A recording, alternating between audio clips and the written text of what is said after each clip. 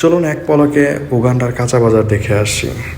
এখানকার সহজ সরল মানুষদের জীবনযাত্রাটাও একটু দেখি।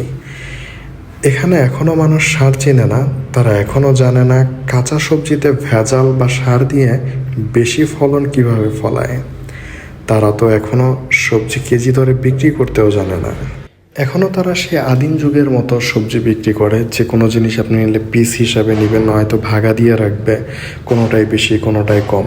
কিন্তু কেজি দরে যেগুলো বিক্রি করা হয় সেটা এখনও তারা আমার মনে হয় বোঝেই না। এই মানুষগুলোকে দেখলে মনে হয় 1920 শতাব্দীর মানুষ, সহজ সরল। আবার সবাইকে সহজ সরল ভাবলেও ভুল হবে, এখানে কিছু মানুষ খুব হিংস্রও আছে, পশুর মতো। এদের মধ্যে এখনও আধুনিকতার ছোঁয়া লাগে নাই, তাই তারা পৃথিবীর অনেক কিছুই জানে না, বোঝে না। তারা শুধু বুঝে বেঁচে থাকতে হলে খেতে হবে। খাওয়া দাওয়ার পরে যদি অধিক সম্পদ থাকে, বেশি টাকা থাকে, তখন তারা চিন্তা করে ভালো একটা কাপড় চোপড় পরবে। এই হচ্ছে তাদের জীবনযাত্রা। কাল কি খাবে, ব্যাংক ব্যালেন্স রাখতে হবে, তার ফিউচার প্ল্যান থাকবে এবং ভবিষ্যৎ প্রজন্মের জন্য যে কিছু করে যাবে, আমাদের মতো যে চিন্তাভাবনা, সেই জিনিসগুলো ওরা বুঝেই না। ওরা চিন্তা করে যে আমি আজকে বেঁচে আছি, কালকে যে বাঁচবো তা তো আমি জানি না, তো আমার কাছে 10 টাকা আছে, আমি 10 টাকা খাই আনি, খাওয়ার পরে থাকলে থাকলো, না থাকলে না থাকলো।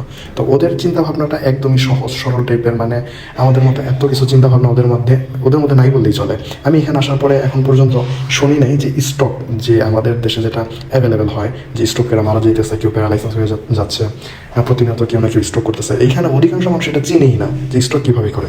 আসলে এদের মধ্যে তো কোনো রকম চিন্তাভাবনাই নেই যে আমার জন্য ভবিষ্যতে কী করব, আমার ছেলের জন্য কী করব, সন্তানের জন্য কী করব, নাতিপুতিদের জন্য কী করব।